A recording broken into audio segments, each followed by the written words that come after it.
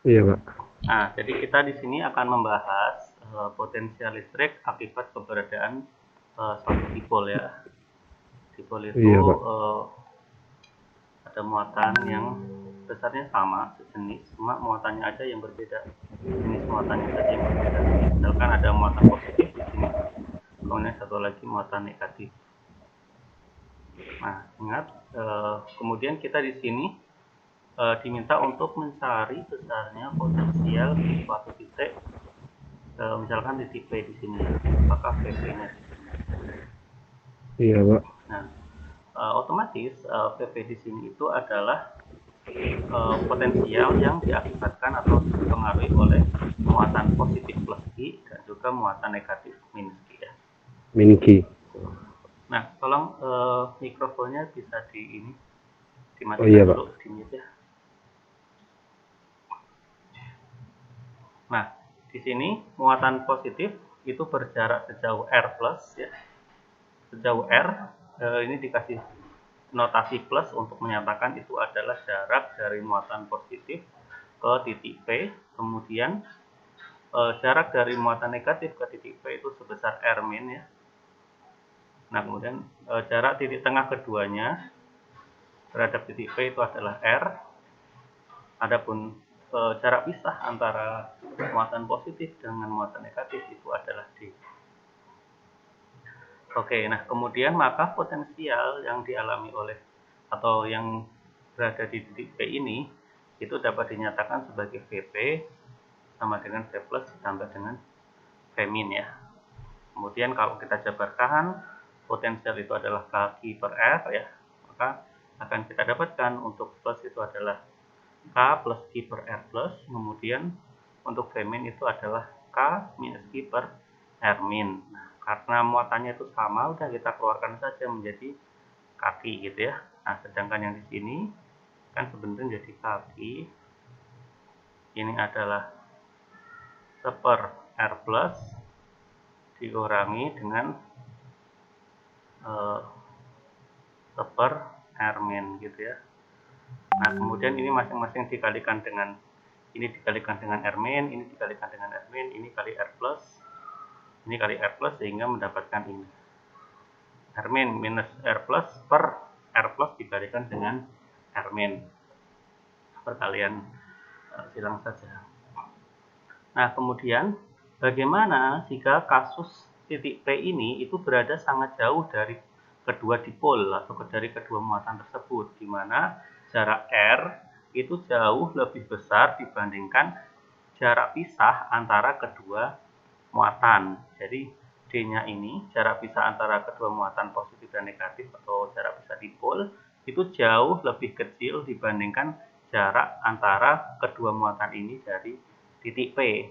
Maka dapat digunakan pendekatan di mana jarak R min itu sebanding dengan R plus sebanding dengan jarak R yang ada di tengah sini. Jadi dia menjadi suatu muatan titik. Nah, adapun R min minus R plus yang ada di sini tadi, R min minus R plus itu besarnya adalah sebanding dengan D cosinus theta. Jadi R min minus R plus itu mana ya? Ini jarak dari sini ke sini. Nah, yang kalau kita cari ini adalah sisi miring, ini adalah menjadi sisi depannya, ini menjadi sisi samping, maka ini itu sama dengan D cosinus theta. Sedangkan yang ini, jarak dari sini ke sini, itu adalah D sin theta. Ini theta juga sama seperti di sini. Nah, sehingga yang di sini tadi bisa kita substitusikan ini ke sini, kemudian R plus dikalikan dengan R min itu sama dengan R, maka menjadi R kuadrat, sedangkan R min minus R plus menjadi D cosinus theta, sehingga potensial di titik P itu dapat kita cari nilainya sebanding dengan kaki dikalikan dengan jarak pisah cosinus theta-nya dibagi dengan R kuadrat. Nah, bila dinyatakan dengan momen dipol itu adalah P simbolnya ya, maka momen dipol itu adalah Q kali D, maka yang bagian ini, Q kali D ini dapat diganti menjadi P. Jadi nilai PP-nya itu sama dengan K dikali momen dipol kosinus theta per R kuadrat. Sampai sini apakah ada yang ditanyakan?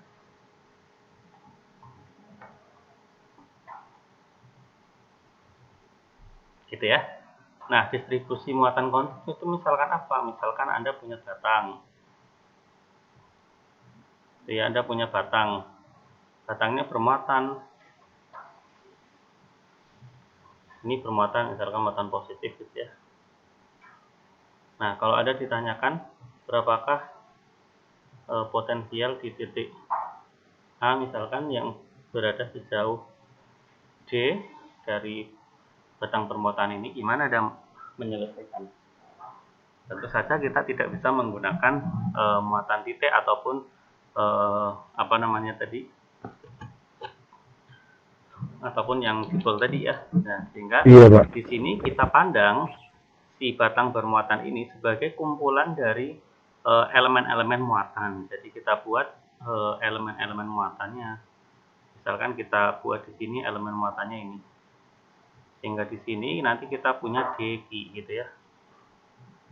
Ya, ini elemen muatan daripada total ini. Nah, ini kalau kita cacah ya, si batangnya ini kita cacah. Kalau kita cacah menjadi banyak gitu ya. Nah, itu kan seperti muatan Q1 di sini ya. Q1, terus ada Q2, Q3, Q4, Q5, Q6 dengan jarak yang berbeda-beda kan? Ya enggak? Iya Pak, berbeda-beda Nah, Pak. berarti R1, ini R2, R3, R4, R5, dan seterusnya. Maka potensial yang dirasakan di titik A itu juga sama, menjadi VA-Q1 ditambah VA-Q2 tambah VA-Q3 ditambah seterusnya, atau sama dengan sigma daripada VA-nya tadi kan, atau sama dengan K sigma QI per R AQI gitu ya. Nah, distribusi muatan kontinu ini bisa didekati dengan menggunakan konsep integral ya, sehingga potensial di titik A itu sama dengan K integral dq per R. Ingat dq itu adalah elemen muatannya ya, elemen bermuatan, yang mana kalau diintegralkan dia menjadi Q totalnya tadi per R. R-nya itu adalah posisi terhadap titik A-nya, posisi elemen terhadap titik A-nya. Nah, sekarang kita lihat di sini. Nah, bagaimana dengan distribusi muatan tersebut atau dq tadi bergantung daripada dimensi ini ya, dimensi muatannya tadi, apakah dia dalam bentuk satu dimensi distribusinya ataukah dua dimensi seperti ini satu dimensi ya, kemudian ataukah tiga dimensi seperti ini, bentuknya bola. Maka Anda perlu mengenal adanya ini rapat muatan persatuan panjang, kemudian rapat muatan persatuan luas ya, kemudian adanya rapat muatan persatuan volume. Ini sudah pernah saya bahas atau singgung sebelumnya ya, di mana dq tadi yang tempoh hari pernah dibahas, dq tadi itu sama dengan lambda dikali apa dengan dq dl ya.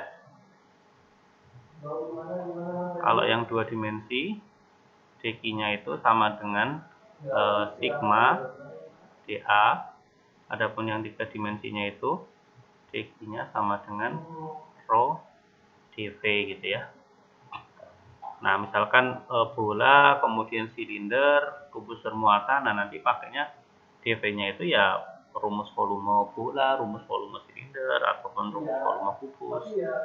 Ya, jadi dia menyesuaikan saja koordinatnya, koordinat bola ataukah koordinat silinder dan lain-lain. Sampai sini jelas. Jadi lambda ini jelas Pak. Jadi lambda ini dalam sepanjang ini, sepanjang batang dari L1 misalkan ini L1 sampai L2 ini, itu berapa jumlah muatan yang ada di sini. Makanya dia disebut sebagai rapat muatan persatuan panjang. Kalau yang ini dalam satu blok seperti ini, dengan luasan A misalkan, itu berapa sih jumlah muatannya di sana? Tentu saja jumlah muatan itu akan mempengaruhi nanti besar medan daripada di suatu titik ya, atau potensial di suatu titik. Oke, saya lanjut. Nah, langsung kita ke contohnya ya. Iya Pak. Nah, ini contoh yang tadi. Misalkan ada kasus seperti ini, di mana ada sebuah batang bermuatan yang ada suatu titik juga, titik P, terpisah sejauh D dari batang tersebut, di mana titik P ini berada tepat di tengah-tengah antara ujung satu dengan ujung yang lain, gitu ya. Misalkan ini ujung A, ini ujung B. Dari mana Anda tahu ini tepat di tengah-tengah? Lihat ini, dari sini ke sini itu adalah L/2, dari sini ke sini, dari tengah ke ujung lainnya itu adalah L/2. Bisa saja soalnya nanti titik P-nya ini ada di, misalkan di sini, titik P gitu ya. Ini misalkan L/3, ini L/2, 2/3.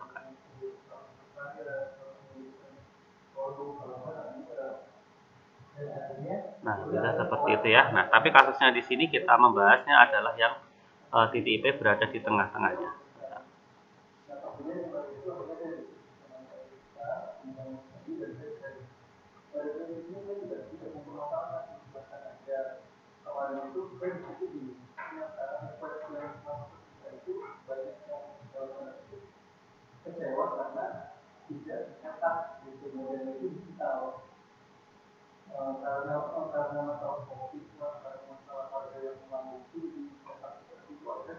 Oke ya, sampai sini jelas? Jelas Pak, jelas. Nah, kemudian di sini dia pakainya lambda. Kenapa? Tadi kan ini bentuknya satu dimensi ya, batang gitu aja ya, batang satu dimensi ya. Maka rapat muatannya dia pakai lambda.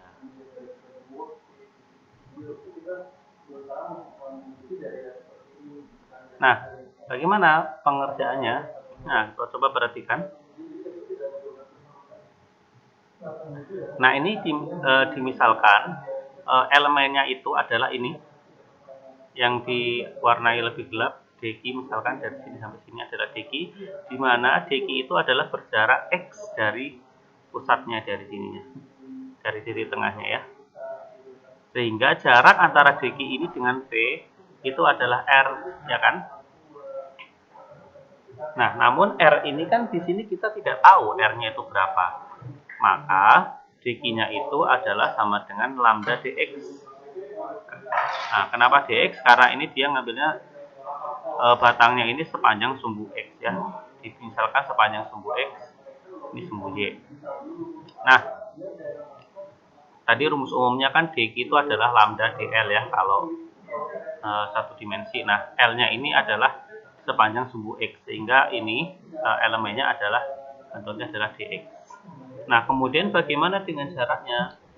Jaraknya itu adalah R, karena ini adalah siku-siku ya, segitiga siku-siku, maka bisa kita gunakan namanya rumus Pitagoras, di mana R-nya itu adalah akar D kuadrat plus X kuadrat.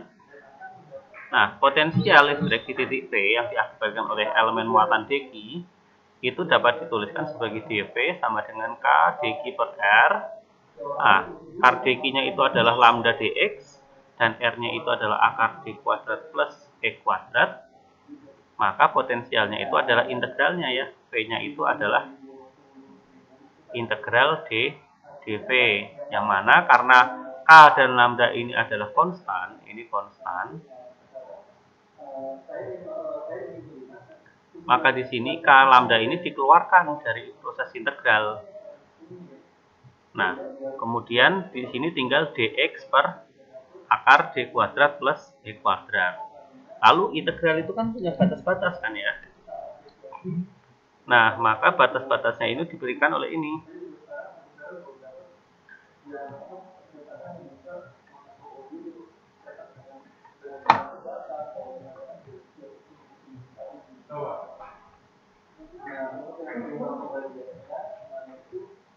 Nah, batasnya Anda lihat dari mana? Dari sini. Ini kalau dianggap adalah titik tengahnya, titik 0 gitu ya, sumbu 0, maka ke kanan itu adalah positif, ke kiri itu adalah negatif. Maka yang ke sini itu adalah min L per 2, yang di sini adalah plus L per 2.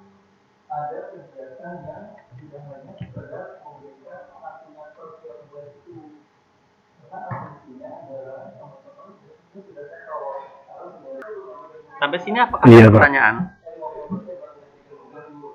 Ada pertanyaan nggak? Cukup, Pak. Cukup, Pak. Cukup. Cukup ya. Oke. Anda sudah tahu ya ini munculnya dari mana integral ini? Batas-batas ini muncul tahu ya? Tahu, Pak. Jadi dari X min L per 2 sampai X plus L per 2. Iya, Pak. Nah, lalu penyelesaiannya ya Anda kan sudah belajar integral ya. Nah, nanti ini selesaikan saja ya. Bentar. Boleh ditulis dulu, Pak. Ya, silakan. Soalnya ditulis nggak? Sudah, Pak, kalau soal. Sudah ya. Oke, saya lanjut ya. Lalu bagaimana dengan medan listriknya untuk muatan kontinu ini?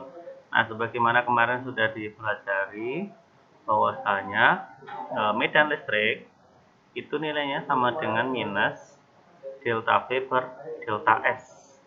Nah, ini kalau dituliskan itu seperti ini. E itu adalah gradien daripada potensial listrik. Sekarang saya ajari yang kemarin, E itu adalah minus gradien daripada potensial U ya. Dimana ini itu adalah namanya nabla ya, atau del. Ini bacanya adalah del. Itu nilainya adalah do X ditambah do Y ditambah do Z K ya. Sehingga kalau ini dijabarkan, E itu sebenarnya adalah, karena ini vektor ya. Nah, ini tuh bacanya gradien potensial atau gradien U ya.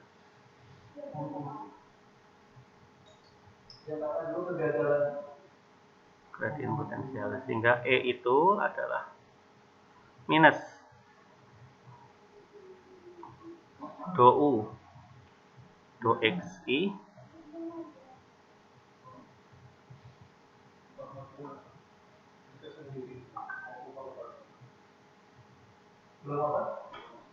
tambah do U do ZK. Nah, ini namanya turunan parsial ya, Mas. Ini namanya turunan parsial. Artinya kalau U itu diturunkan terhadap X, maka komponen Y dan Z-nya itu dianggap konstan. Sehingga yang bisa diturunkan hanya X saja. Sama seperti ini, kalau U memiliki komponen X, Y, Z diturunkan terhadap Y, maka X dan Z-nya itu dianggap sebagai suatu konstan. Nah, sehingga E-nya itu nanti ada komponen EX yang nilainya adalah min do V do X atau do U do X. Kemudian ada EY yang bisa dicari dengan minus do V do Y, dan EZ sebagai minus do V do Z, karena komponen E itu adalah EXI plus EYJ plus EZK. Ini ada topinya ya, I topi, J topi, dan K topi yang menyatakan sebagai vektor satuan atau vektor unit.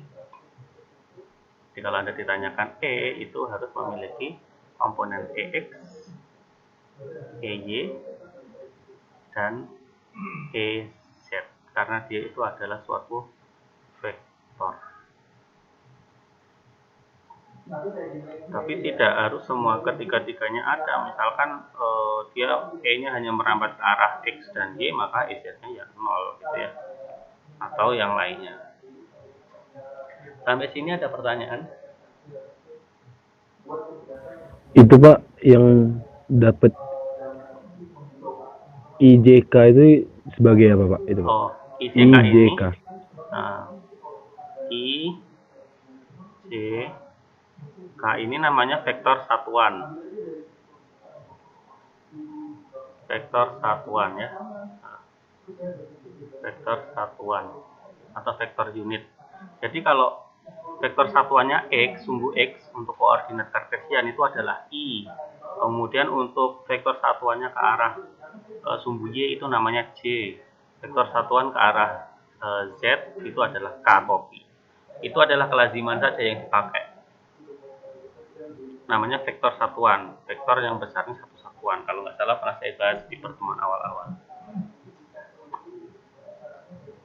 Nanti kalau misalkan koordinatnya itu adalah koordinat yang lain, misalkan bola itu kan ada theta, ada pi ya, maka itunya nggak vektor satuannya bukan IJK tapi nanti R, theta, atau pi ya.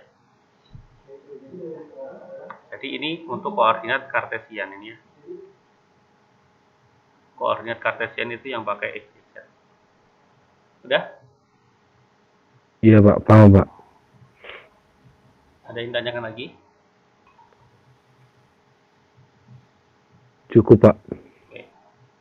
Mau disalin ini silakan. Iya Pak. Ini kayaknya langsung contoh soal. Nah, contoh soalnya misalkan ini.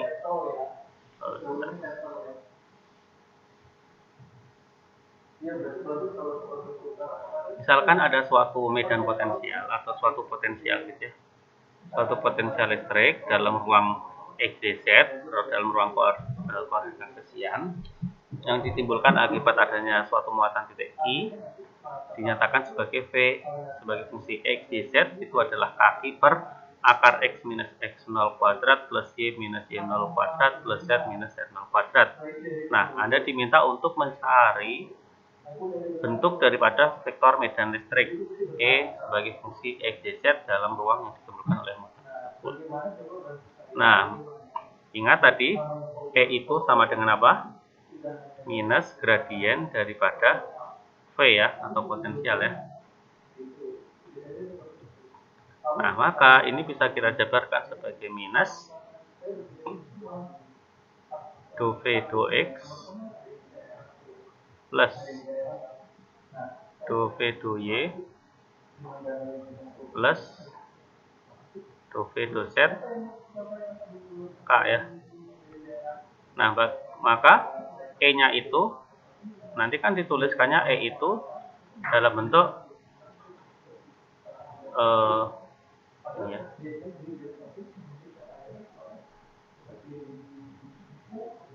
Bentar.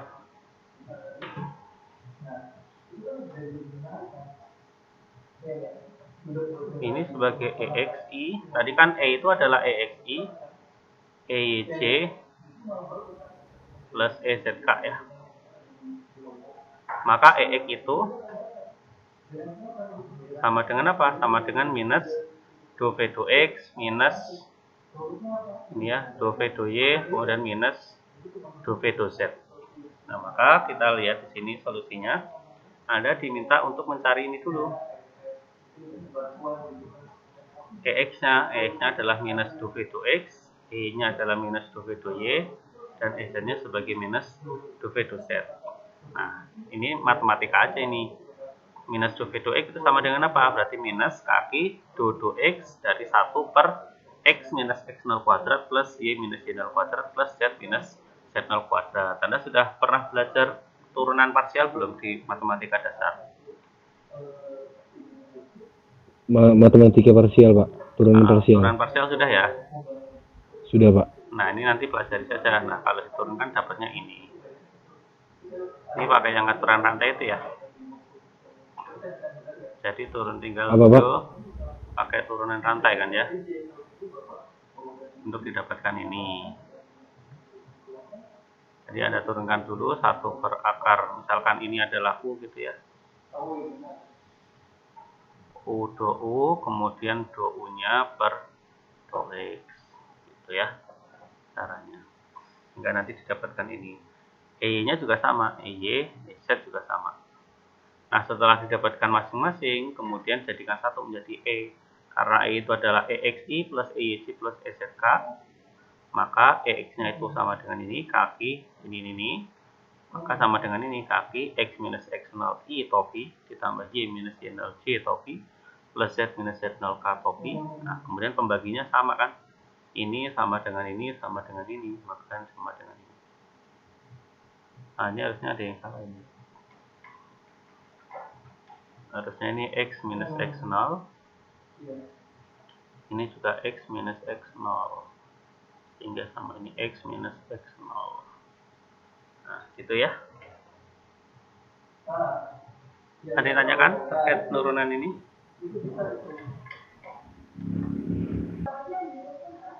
Oke, kita lanjutkan ya. Iya, Pak. Medan listrik di dalam konduktor pada keadaan elektrostatik equilibrium itu sama dengan 0, di mana muatan pada konduktor itu terdistribusi di permukaan. Ini yang kita tahu. Kemudian karena E itu sama dengan 0 dalam konduktor, maka beda potensial antara dua buah titik dalam konduktor itu sama dengan 0, yang artinya adalah potensial listrik di dalam konduktor itu adalah besarnya konstan. Ingat ya, yang nilainya 0 itu adalah beda potensial, tapi untuk nilai potensial listriknya itu adalah konstan yang sama. Kemudian keseluruhan bagian konduktor itu mempunyai potensial yang sama. Nah, di mana medan listrik pada permukaan konduktor bermuatan berarah tegak lurus permukaan. Nah, di dalam sistem elektrostatik itu terdapat kelestarian energi ya, atau kekekalan energi yang biasa disebut kelestarian energi, di mana medan gaya elektrostatik itu bersifat konservatif. Ini sudah kita bahas minggu lalu.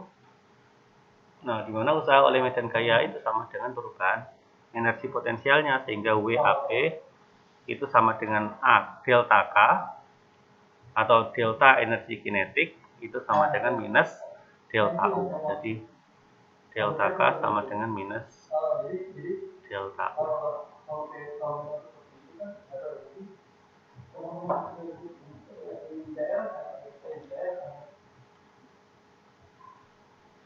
Di mana K itu adalah energi kinetik dan U itu adalah energi potensial ya. Ini Anda tahu ya.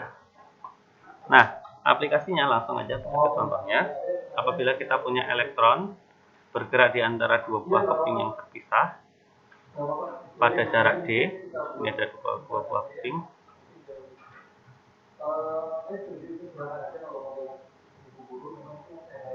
Keping 1 dengan potensial V1, keping 2 dengan potensial V2.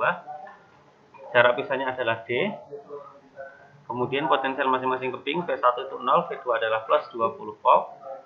Nah, jika elektron dilepas dari keadaan diam dekat permukaan keping kiri, berapakah lajunya saat mencapai keping kanan? Nah, ini ditanyakan lajunya. Nah, kalau laju itu berarti ada hubungannya dengan energi kinetik. Nah, Anda harus menghubungkan tadi bahwasanya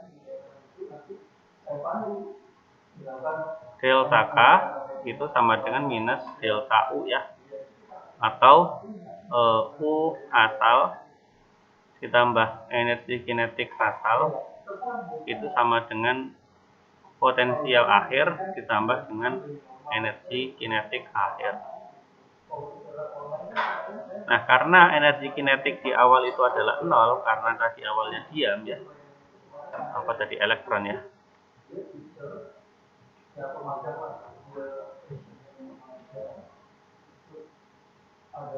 Ini elektron awalnya diam, maka energi kinetiknya dia 0. Awalnya diam gitu ya. Kemudian karena adanya pengaruh potensial, maka muncul energi kinetik gitu ya. Muncul gerakan. Maka K akhir itu adalah setengah M V kuadrat. Ini ya, dari sini ya. Ini kan sama dengan 0. Maka UKI itu sama dengan UKA ditambah dengan KKA. Maka KKA itu sama dengan UKI min UKA. Nih, dimana nilainya adalah I. Ini karena ini energi potensial itu adalah, Anda ingat ya,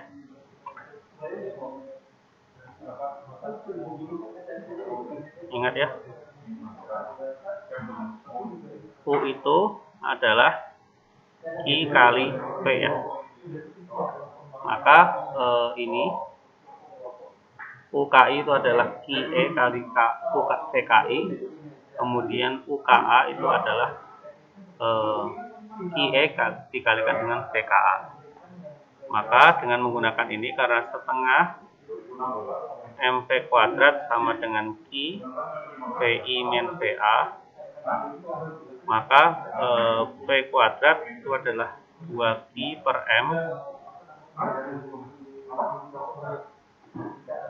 dikalikan dengan VI minus VA. Maka V-nya itu adalah akar 2Q VI minus VA per M. Nah, kemudian tinggal masukkan aja tadi Q-nya berapa muatannya. Karena elektron itu adalah muatannya minus 1,6 kali 10 pangkat minus 19. Kemudian VI-nya berapa tadi? VI-nya kan 0, sedangkan VA-nya adalah plus 20 volt ya. Maka ini menjadi minus 20. Kemudian massa elektron berapa? Massa elektron ini 9,3 kali 10 pangkat minus 1. Ini ketetapannya. Ketetapan, maka hasilnya sebanding dengan. Sampai sini ada pertanyaan?